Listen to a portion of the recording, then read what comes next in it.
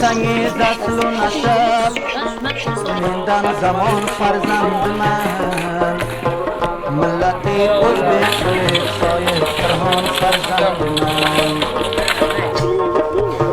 menga shoirlik maqom medur Navoiydan nishon ham shijoatda o'xshagan farzandiman menga shoirlik maqom medur Navoiydan nishon ham shijoatda o'xshagan farzandiman.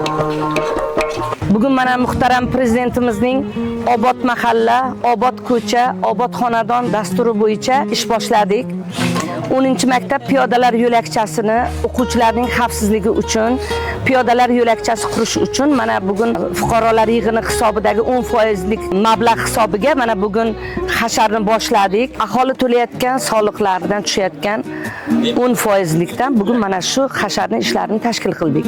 Avvallar masalan mana shu mahallada soliqni yig'ishga masalan uyma-uy yurib biz targ'ibot ishlarini qilsak, hozir aholi o'zi tushungan holda soliqlarni o'z ixtiyorlari bilan to'layapti. Chunki mana shu soliqlardan tushgan tushum mahallani obodligi uchun, infratuzilmani yaxshilash uchun, yo'llarni asfaltlash uchun, obodonchilik ishlari uchun sarflanishini mahalla aholisi bildi.